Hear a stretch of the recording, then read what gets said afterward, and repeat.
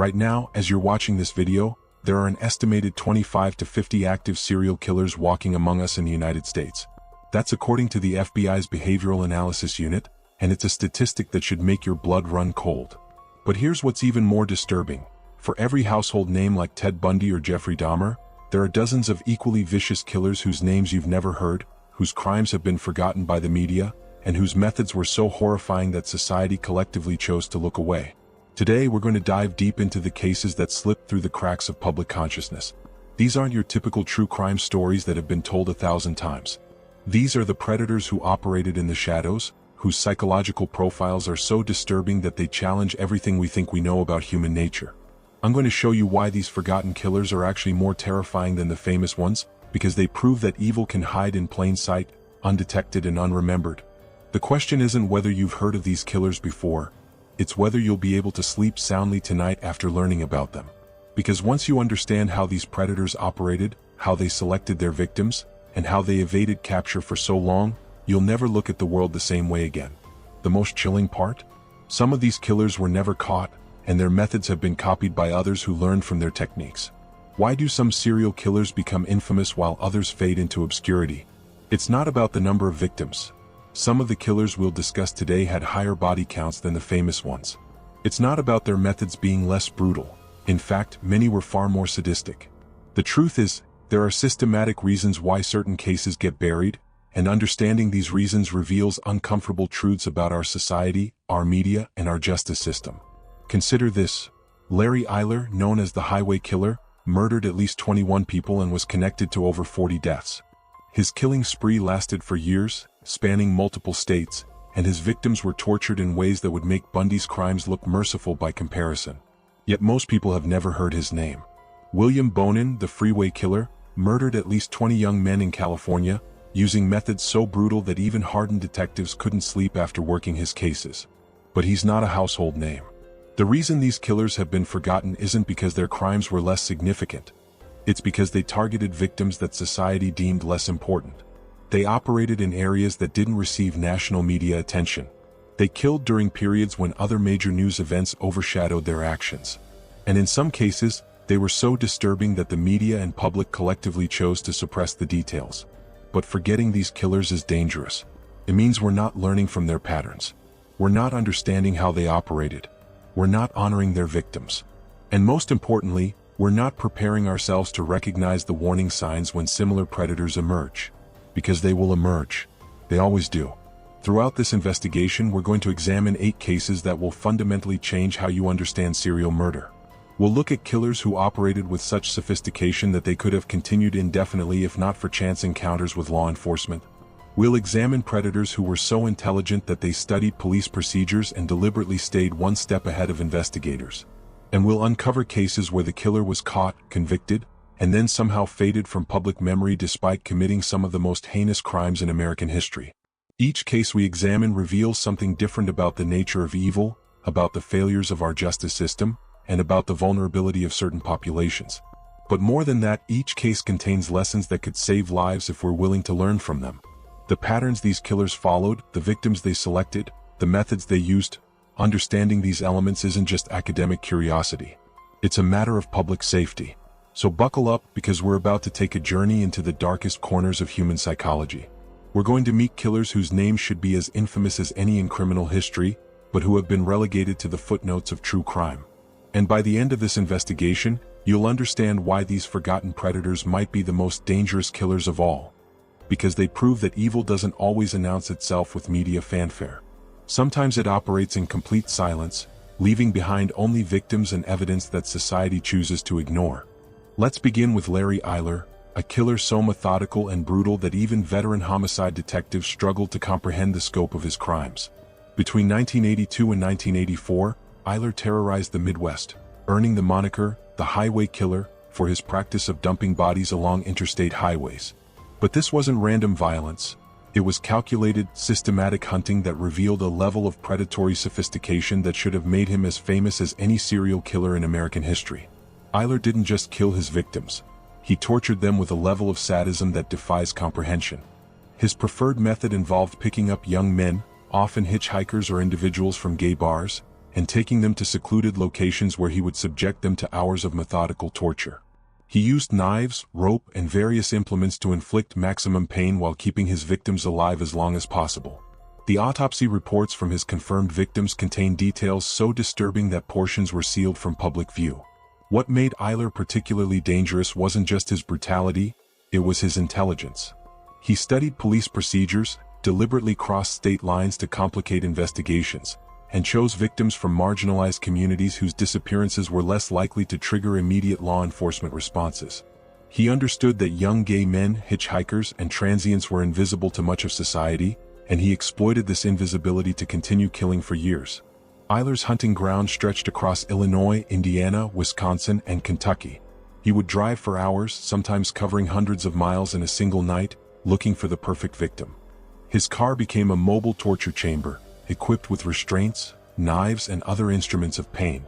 Survivors who encountered Eyler and lived to tell about it described a man who seemed normal, even charming, until the moment he revealed his true nature. The investigation into Eyler's crimes revealed disturbing patterns that law enforcement had missed for months.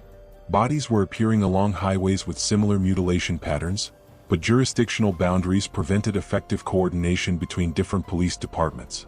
Each agency was treating the murders in their area as isolated incidents, failing to recognize that they were dealing with a serial killer who was operating across multiple states. When Eyler was finally caught, it was almost by accident. In September 1983, Indiana State Police stopped him for erratic driving and found him with a young man who showed signs of being tortured. But due to legal technicalities and jurisdictional issues, Eyler was released on bond. This mistake allowed him to kill again, and it highlighted the systematic failures that enabled his reign of terror to continue. The true scope of Eyler's crimes became clear during his interrogation. He confessed to killing 21 people, but investigators believe the actual number was much higher. Bodies were discovered in remote locations that matched his confession details, and unsolved cases across the Midwest began to make sense when viewed through the lens of Eyler's methods and timeline.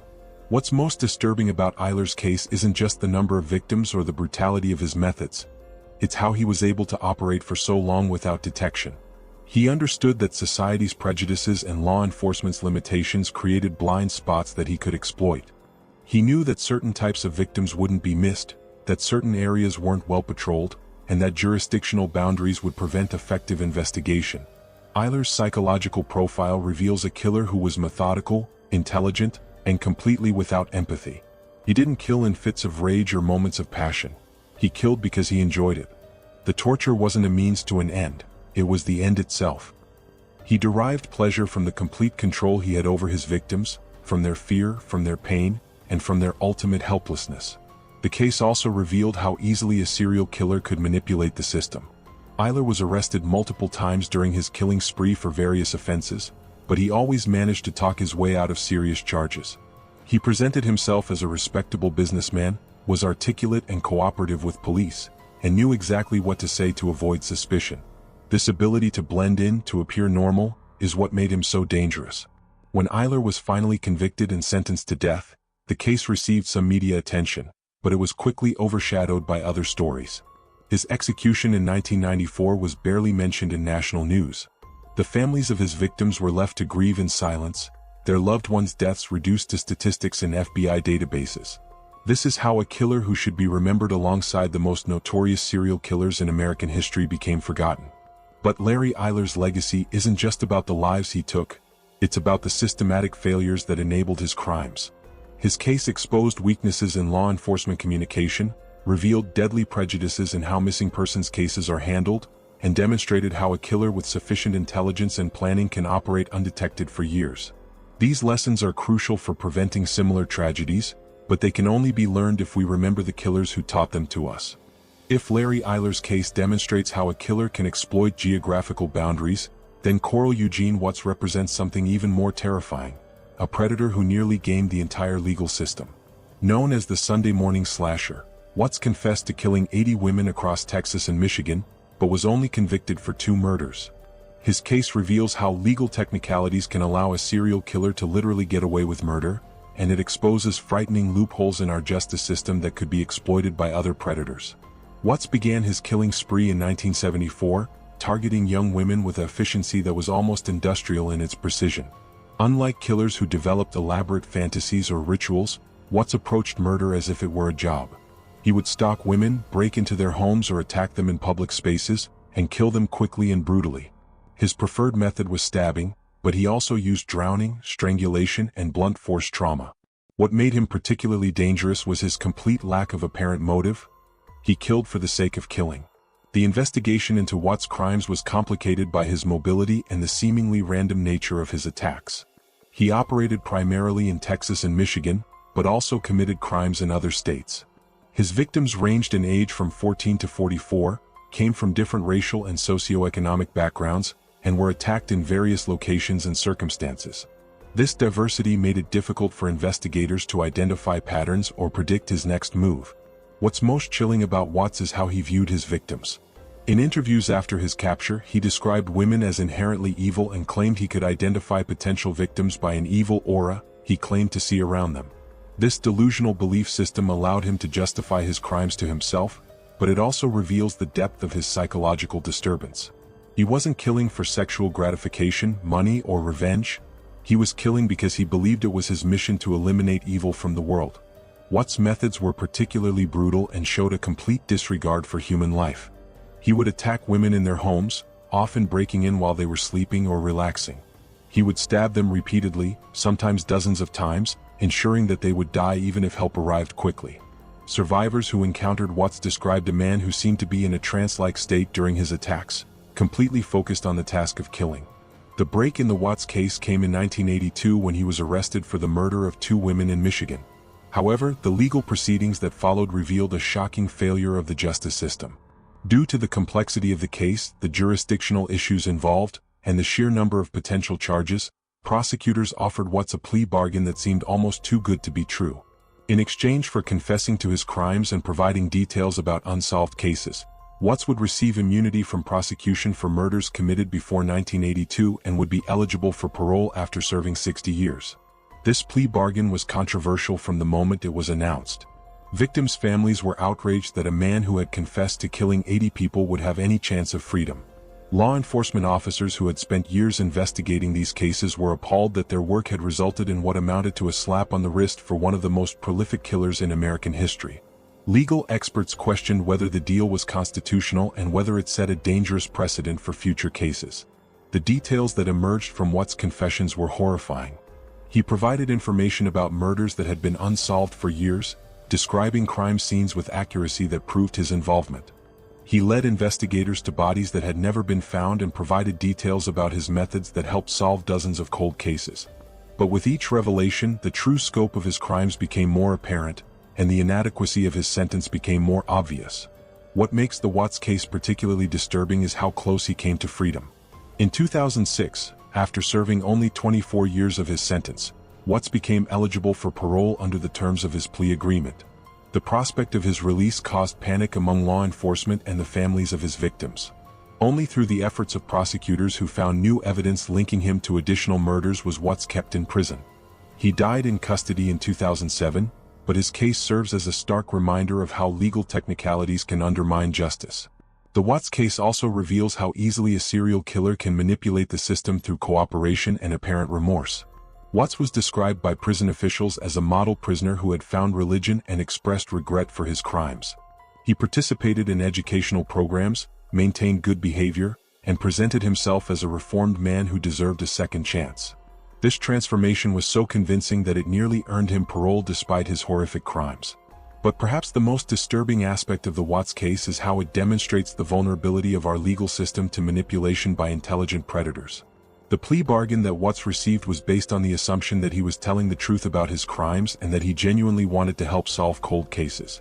However, investigators later discovered that Watts had lied about numerous details, had withheld information about additional murders, and had used his cooperation as a bargaining chip to improve his situation.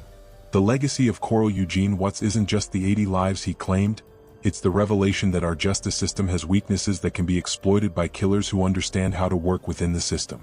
His case led to changes in how plea bargains are negotiated in serial murder cases, but it also serves as a warning about the dangers of assuming that cooperation equals honesty when dealing with predators who have spent their lives perfecting the art of deception. While Larry Eyler exploited geographical boundaries and Coral Eugene Watts manipulated the legal system, William George Bonin represents perhaps the most psychologically complex case we'll examine. A killer who operated with accomplices, creating a web of violence that reveals disturbing truths about group psychology and the contagion of evil. Known as the Freeway Killer, Bonin murdered at least 20 young men in California between 1979 and 1980, but his case is remarkable not just for the brutality of his crimes, but for how he managed to convince multiple accomplices to participate in torture and murder. Bonin's killing spree began in Southgate, California, and spread throughout Los Angeles and Orange counties. His victims were typically young men between the ages of 12 and 19, often hitchhikers or runaways who were looking for rides or were in vulnerable situations.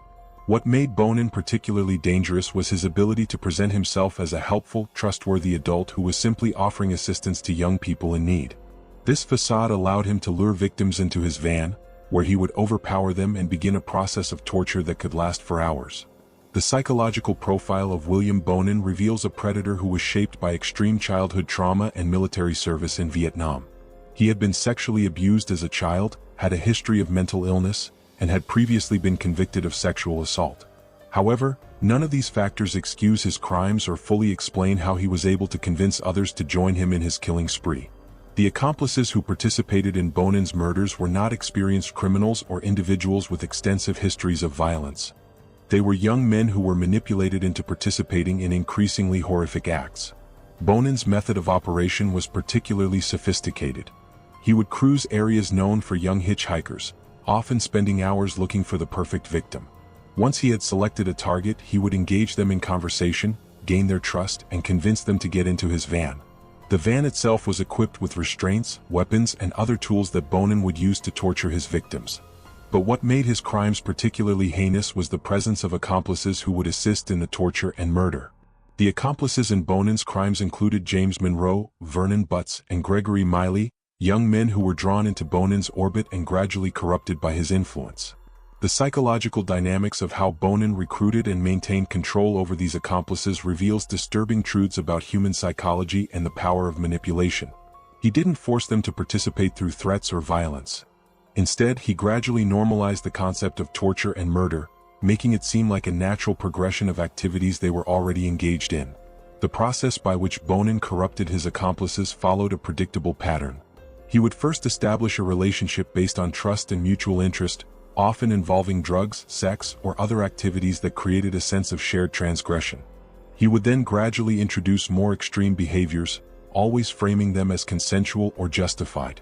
By the time the accomplices realized they were participating in torture and murder, they were already so deeply involved that they felt they had no choice but to continue. The crimes committed by Bonin and his accomplices were characterized by extreme sadism and a complete disregard for human suffering. Victims were tortured for hours, subjected to sexual assault, and killed in ways that were designed to maximize pain and terror. The details of these crimes are so disturbing that many were sealed from public view, and even experienced homicide detectives described them as among the most brutal they had ever encountered. What makes the Bonin case particularly significant is how it demonstrates the contagious nature of violence and the power of group dynamics in enabling extreme criminal behavior. The accomplices who participated in these crimes were not inherently evil or predisposed to violence.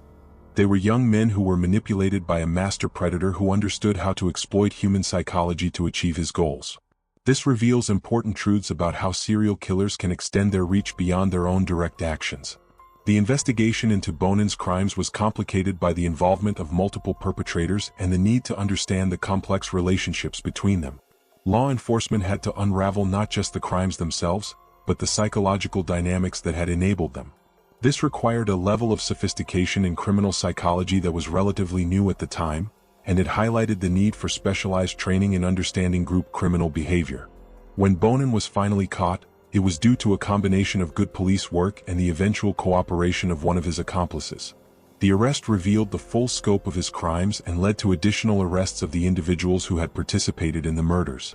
However, the legal proceedings that followed were complicated by questions about the degree of responsibility that should be assigned to each participant and whether the accomplices were victims or perpetrators.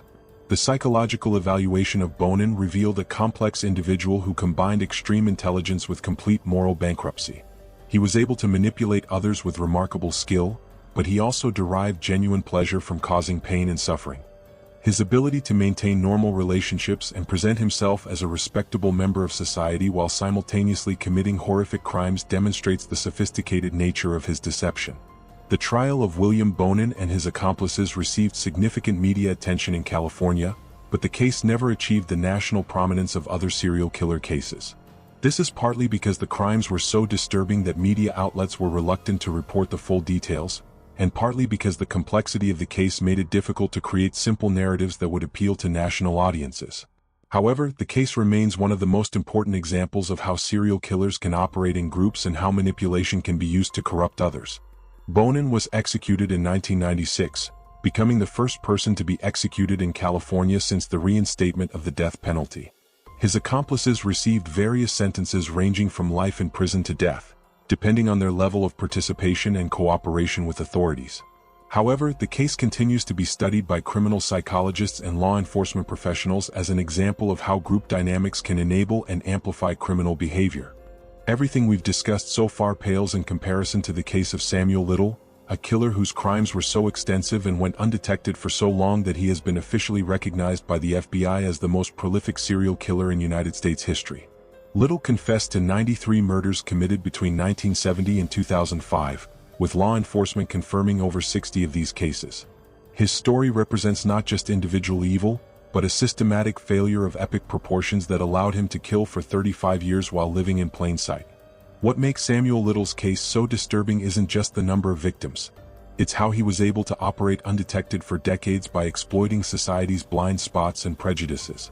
Little primarily targeted marginalized women, prostitutes, drug addicts, and transients whose disappearances often went uninvestigated. He moved constantly between cities, never staying in one place long enough to establish a clear pattern, and he chose his victims from populations that law enforcement and society as a whole considered disposable. Little's method of killing was deceptively simple but remarkably effective at avoiding detection. He typically strangled his victims with his bare hands, a technique that left fewer physical traces than weapons and could be mistaken for drug overdoses or natural deaths if the body was discovered. He was careful to avoid leaving DNA evidence, and he disposed of bodies in locations where they might not be found for months or years. When bodies were discovered, they were often in such poor condition that cause of death was difficult to determine. The psychological profile of Samuel Little reveals a predator who combined intelligence, mobility, and a complete understanding of how society's prejudices could be exploited to enable his crimes. He was born in 1940 and began his criminal career with petty theft and assault charges. However, he quickly realized that he could commit more serious crimes with impunity if he chose the right victims and operated in the right locations. His criminal record shows a pattern of arrests and releases that spans decades, but remarkably, he was never seriously investigated for murder until near the end of his killing career. What's most chilling about Little's case is his extraordinary memory for his victims. During his interrogation, he was able to provide detailed descriptions of women he had killed decades earlier, including their appearance, clothing, and the circumstances of their deaths. He created drawings of his victims that were so accurate that they helped law enforcement identify women who had been missing for years. However, Little claimed he couldn't remember the names of his victims because he never bothered to learn them. To him, they were objects for his gratification, not human beings worthy of individual recognition. The investigation into Little's crimes revealed systemic failures in law enforcement that allowed him to kill for decades without detection. He was arrested numerous times throughout his criminal career for various offenses including assault, rape, and robbery, but he was never connected to the murders he was committing. Part of this was due to his intelligence and careful planning, but much of it was due to jurisdictional issues, poor communication between law enforcement agencies, and the low priority given to investigating the deaths of marginalized women. Little's hunting pattern was sophisticated and revealed a deep understanding of how law enforcement operates. He would typically stay in a city for a few months, commit one or more murders, and then move on to another location. He favored cities with large transient populations where missing persons cases were common and where his victims were less likely to be missed. He also understood that jurisdictional boundaries would prevent effective investigation and that overworked homicide detectives would be unlikely to connect murders committed in different cities by different departments. The breakthrough in the Little case came in 2012 when he was arrested in Kentucky on drug charges. DNA evidence linked him to 3 murders in California, and he was extradited to face charges. However, it wasn't until 2018 that the full scope of his crimes became apparent when he began confessing to murders in exchange for being transferred to a Texas prison. The confessions that followed revealed a killing spree that spanned the entire country and lasted for over 3 decades. What emerged from Little's confessions was a picture of American society's most vulnerable populations and how they could be victimized with impunity.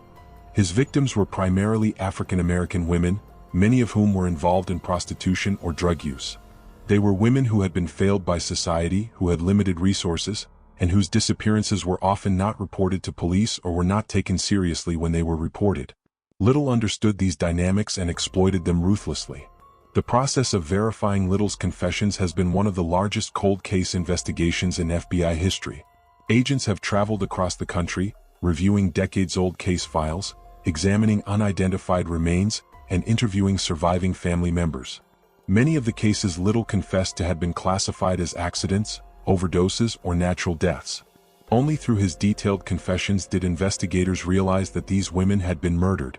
The psychological evaluation of Samuel Little revealed a man who was intelligent, manipulative, and completely without empathy. He viewed his victims as objects to be used and discarded, and he showed no remorse for his crimes. His ability to present himself as a harmless drifter while systematically hunting and killing women demonstrates the sophisticated nature of his deception. He understood how to blend in, how to avoid suspicion, and how to exploit the weaknesses in law enforcement and society that allowed him to continue killing. Little's case also reveals the devastating impact of racial and social prejudice on law enforcement. The fact that he was able to kill primarily African American women for decades without detection highlights how society's prejudices can literally be a matter of life and death. His victims were not considered important enough to warrant serious investigation, and their deaths were not given the attention they deserved. This systemic failure allowed Little to continue killing long after he should have been caught. The investigation into Little's crimes is ongoing, and law enforcement continues to work on identifying victims and notifying families. However, the case has already fundamentally changed how law enforcement approaches cold cases and missing persons investigations. It has highlighted the need for better communication between agencies, more sophisticated data analysis, and a recognition that all victims deserve equal attention regardless of their background or circumstances. Samuel Little died in prison in 2020, taking with him the secrets of crimes that may never be fully understood. His case serves as a stark reminder of how society's blind spots can be exploited by predators and how systematic failures in law enforcement can enable decades of violence. The victims of Samuel Little deserve to be remembered not as statistics, but as individuals whose lives were cut short by a system that failed to protect them. While Samuel Little's case demonstrates how a killer can exploit social prejudices, the case of the Interstate Phantom reveals how someone can use America's highway system as a hunting ground, creating a mobile killing spree that crossed state lines and jurisdictions with devastating effectiveness. This unidentified killer, responsible for at least 12 murders across multiple states between 1980 and 1985, represents one of the most sophisticated and elusive predators in American criminal history, a ghost who used the interstate highway system as his personal hunting preserve. The Interstate Phantom's method of operation was brilliantly simple and terrifyingly effective. He would target truck stops, rest areas, and highway-adjacent motels, looking for vulnerable travelers who were alone and far from home. His victims included truckers, hitchhikers, and travelers who had stopped for rest or fuel. The killer would approach them under the guise of offering assistance or directions, then overpower them and transport them to secluded locations where he would torture and kill them. What made the Interstate Phantom particularly dangerous was his understanding of jurisdictional boundaries and law enforcement communication systems. In the 1980s, communication between police departments in different states was limited, and there was no centralized database for tracking similar crimes across jurisdictions. The killer exploited these limitations by never staying in one area long enough to establish a clear pattern and by choosing victims whose disappearances might not be immediately noticed. The investigation into the Interstate Phantom's crimes was hampered by the geographic scope of his operations and the diversity of his victim selection. Bodies were discovered in remote locations across Texas, Oklahoma, Arkansas, and Louisiana, often weeks or months after the murders. The killer was careful to avoid leaving physical evidence, and the condition of the bodies when they were found made forensic analysis difficult. Each law enforcement agency that investigated these crimes initially treated them as isolated incidents. The breakthrough in understanding the scope of the Interstate Phantom's crimes came when FBI profilers began analyzing similar cases across multiple states. They identified patterns in the killer's behavior, victim selection, and disposal methods that suggested a single perpetrator was responsible for murders across a wide geographic area. This analysis revealed a predator who was highly mobile, extremely careful about avoiding detection, and sophisticated in his understanding of law enforcement procedures. The psychological profile of the Interstate Phantom reveals a killer who was organized, intelligent, and capable of long-term planning. Unlike killers who operated in familiar territory, this predator was comfortable operating in constantly changing environments. He was able to quickly assess new locations, identify potential victims, and execute his crimes without being detected. This suggests someone with extensive travel experience, possibly a truck driver, traveling salesman, or someone else whose occupation required frequent interstate travel. The killer's victim selection criteria were particularly revealing. He targeted individuals who were alone, vulnerable, and unlikely to be missed immediately. Truckers who were traveling long routes, hitchhikers who were between destinations, and travelers who were far from home all fit this profile. The killer understood that these victims' disappearances might not be reported for days or weeks, giving him time to dispose of evidence and move to another location. The crime scenes left by the Interstate Phantom showed evidence of careful planning and execution. Bodies were typically found in remote locations that were difficult to access and unlikely to be discovered quickly. The killer had obviously scouted these locations in advance, choosing spots that were isolated but accessible by vehicle. The positioning of the bodies and the condition in which they were found suggested someone with experience in handling deceased individuals, possibly someone with medical or military training. The investigation into the Interstate Phantom's crimes revealed the limitations of law enforcement communication and coordination in the pre-internet era. Different agencies were investigating similar crimes without realizing they were dealing with the same perpetrator. Evidence that could have been crucial in identifying the killer was scattered across multiple jurisdictions, and there was no effective mechanism for sharing information between agencies. This lack of coordination allowed the killer to operate with impunity for years. The Interstate Phantom's crimes also highlighted the vulnerability of America's transient population. The victims were people who were traveling for work, seeking opportunities, or simply trying to get from one place to another. They were individuals who had chosen to trust a stranger offering help, and that trust cost them their lives. The killer's ability to present himself as a helpful fellow traveler demonstrates his skill at manipulation and deception. What makes the Interstate Phantom case particularly frustrating is how close law enforcement came to catching him on several occasions. Witnesses at truck stops and rest areas reported seeing victims with a man who matched the killer's description shortly before their disappearances. However, the descriptions were too vague to be useful, and the killer was careful to avoid areas with security cameras or heavy foot traffic. He seemed to have an intuitive understanding of how to avoid detection while still having access to potential victims. The investigation into the Interstate Phantom's crimes was one of the first to use computer analysis to identify patterns across multiple jurisdictions. FBI analysts entered data from crime scenes across multiple states into early computer systems, looking for connections that might not be apparent to individual investigators. This analysis revealed similarities in victim selection, crime scene characteristics, and disposal methods that pointed to a single perpetrator. Despite extensive investigation by federal and state law enforcement agencies, the Interstate Phantom was never identified or caught. The killing spree appeared to end in 1985, but it's unclear whether the killer died, was imprisoned for other crimes, or simply changed his methods. The case remains open, and law enforcement continues to review cold cases that might be connected to this unidentified predator. The legacy of the Interstate Phantom case is the recognition that serial killers can operate effectively across multiple jurisdictions by exploiting the limitations of law enforcement communication and coordination. The case led to improvements in interagency cooperation and the development of centralized databases for tracking similar crimes across different jurisdictions.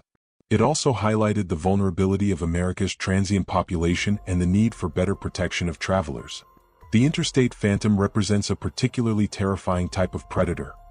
One who uses America's infrastructure as a hunting ground and who understands how to exploit the systems designed to protect us. His case serves as a reminder that evil can be mobile, sophisticated, and extremely difficult to detect when it understands how to work within the limitations of law enforcement and society. The most chilling aspect of forgotten serial killers isn't just their crimes, it's how they manage to disappear either through death, imprisonment for other offenses, or by simply stopping their killing sprees and blending back into society. This phenomenon raises terrifying questions about how many killers have operated undetected, committed their crimes, and then vanished without ever being identified. Today we're going to examine the most disturbing possibility of all, that some of America's most prolific killers may have simply walked away from their crimes and are living among us today. Consider the case of the Connecticut River Valley Killer, an unidentified predator who murdered at least 7 people in New Hampshire and Vermont between 1978 and 1987. This killer targeted young women and men, often hitchhikers or individuals who were alone in rural areas. The murders were characterized by extreme violence and sexual assault, and the killer demonstrated sophisticated knowledge of forensic science, carefully cleaning crime scenes to avoid leaving evidence. Then in 1987 the killings simply stopped. No arrests were made, no suspects were identified, and no explanation was ever found for why the killing spree ended. The Connecticut River Valley Killer's victims were found in remote locations, often weeks or months after their deaths.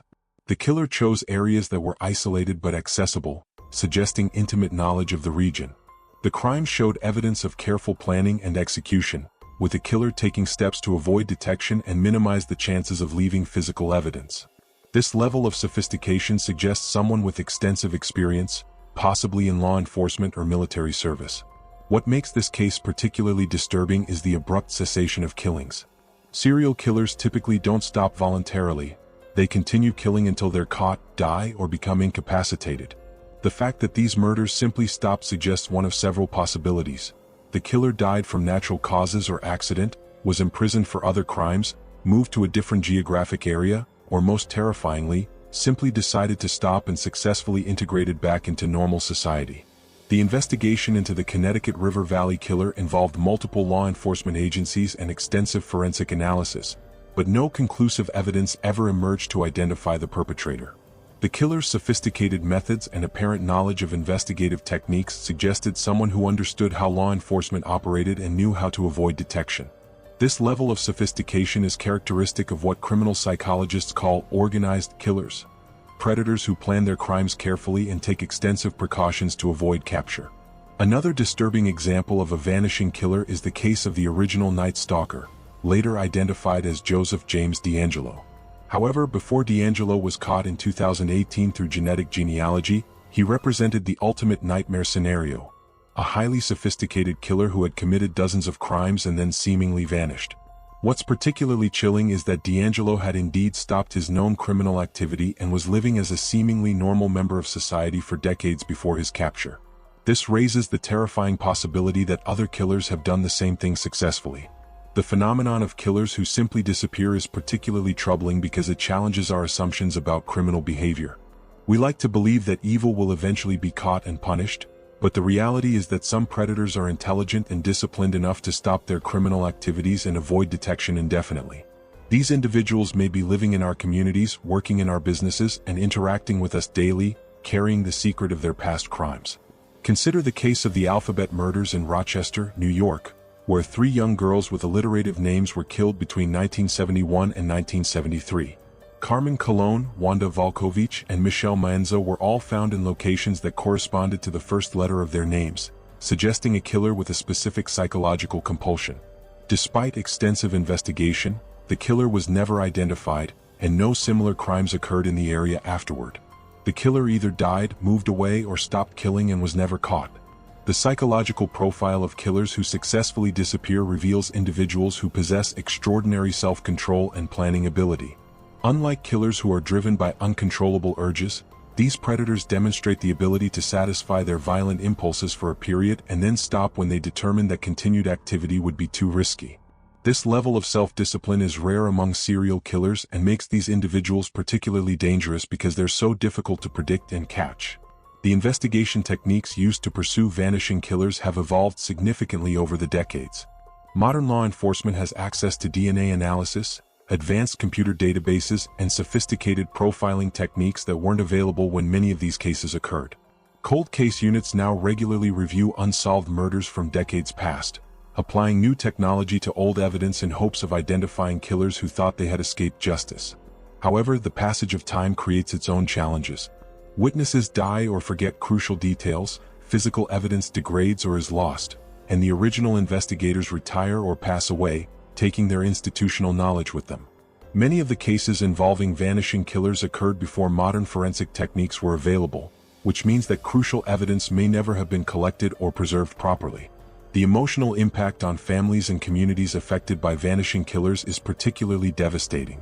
Unlike cases where perpetrators are caught and prosecuted, these families never receive closure or justice. They're left to wonder whether the killer is still alive, whether he might strike again, and whether they'll ever know the truth about what happened to their loved ones. This uncertainty can be more traumatic than knowing the facts, no matter how painful they might be. The possibility that successful killers are living among us undetected forces us to confront uncomfortable truths about the nature of evil and the limitations of our justice system. These individuals have demonstrated that it's possible to commit horrific crimes and then successfully reintegrate into society without detection. They may be our neighbors, co-workers, or even people we consider friends, carrying their dark secrets while presenting a facade of normalcy. Law enforcement agencies continue to work on these cold cases, hoping that new technology or fresh perspectives might provide the breakthrough needed to identify these vanishing killers. The development of genetic genealogy has already led to the identification of several long-sought predators, including the Golden State Killer, and offers hope that other cases might eventually be solved. However, for every success story, there are dozens of cases that remain unsolved, representing killers who may have successfully disappeared forever. The study of vanishing killers has important implications for understanding criminal psychology and developing prevention strategies. If some killers can successfully stop their criminal activities, it suggests that intervention strategies might be possible for others. Understanding what causes some killers to stop while others continue indefinitely could provide insights into the psychology of serial murder and potentially prevent future crimes. The legacy of vanishing killers serves as a sobering reminder of the limitations of our justice system and the reality that some crimes may never be solved. These cases challenge our faith in the inevitability of justice and force us to acknowledge that evil sometimes goes unpunished. However, they also demonstrate the importance of never giving up on cold cases and continuing to pursue justice for victims and their families, no matter how much time has passed. As we reach the conclusion of our journey into the shadows of forgotten serial killers, we must confront the most disturbing reality of all: the lessons these cases teach us about the nature of evil, the vulnerabilities in our society, and the urgent need to remember what we'd rather forget. These killers didn't just take lives. They exposed systematic failures that continue to put innocent people at risk today. Understanding their methods, their psychology, and the circumstances that enabled their crimes isn't just an academic exercise. It's a matter of public safety that could prevent future tragedies. The cases we've examined: Larry Eyler's exploitation of jurisdictional boundaries, Coral Eugene Watt's manipulation of the legal system, William Bonin's corruption of accomplices, Samuel Little's targeting of marginalized victims, the Interstate Phantom's mobile hunting strategy, and the vanishing killers who successfully disappeared, each reveal different aspects of how predators operate and how society fails to protect its most vulnerable members. These aren't isolated incidents but patterns of behavior that continue to this day. Consider how the lessons from these forgotten cases apply to modern law enforcement and public safety. The jurisdictional issues that allowed Larry Eyler to kill across state lines still exist today, despite improvements in interagency communication. The legal loopholes that nearly freed Coral Eugene Watts continue to be exploited by other criminals who understand how to work within the system. The psychological manipulation techniques used by William Bonin to corrupt his accomplices are still being used by predators who recruit others to participate in their crimes. The targeting of marginalized populations that enabled Samuel Little to kill for decades remains a critical vulnerability in our society. Sex workers, drug addicts, homeless individuals, and other marginalized people continue to be at higher risk of victimization precisely because their disappearances are less likely to be investigated thoroughly.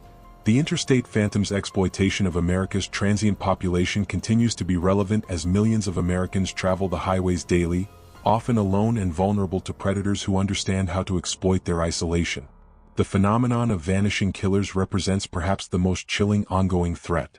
How many other predators have successfully stopped their criminal activities and are living among us undetected? How many crimes attributed to other causes were actually murders committed by killers who understood how to make their victims' deaths appear natural or accidental? These questions have no easy answers, but they highlight the importance of continued vigilance and investigation. The psychological profiles of these forgotten killers reveal common characteristics that can help us identify potential predators before they begin killing. Intelligence, mobility, understanding of law enforcement procedures, and the ability to manipulate others are traits that appear repeatedly in these cases. Individuals who demonstrate these characteristics, particularly in combination with a history of violence or sexual assault, represent elevated risks that should be monitored more carefully by law enforcement and mental health professionals. The impact of these forgotten killers extends far beyond their immediate victims. Each unsolved case represents families who never received closure, communities that never felt safe again, and law enforcement agencies that continue to carry the burden of unsolved crimes. The psychological trauma inflicted by these killers ripples through generations, affecting not just the families of victims but entire communities that were terrorized by their presence. However, these cases also demonstrate the resilience of the human spirit and the dedication of law enforcement professionals who refuse to give up on seemingly hopeless cases. The investigators who spent years pursuing these killers, often without recognition or adequate resources, represent the best of what law enforcement can be. Their persistence and professionalism provide hope that justice can eventually prevail, even in the most difficult cases. The technological advances that have emerged since these killers were active offer new hope for solving cold cases and preventing future crimes. DNA analysis, computer databases, behavioral profiling, and communication systems have all improved dramatically since the peak periods of activity for these forgotten killers. The recent identification of the Golden State Killer through genetic genealogy demonstrates that even decades-old cases can be solved with new technology and techniques.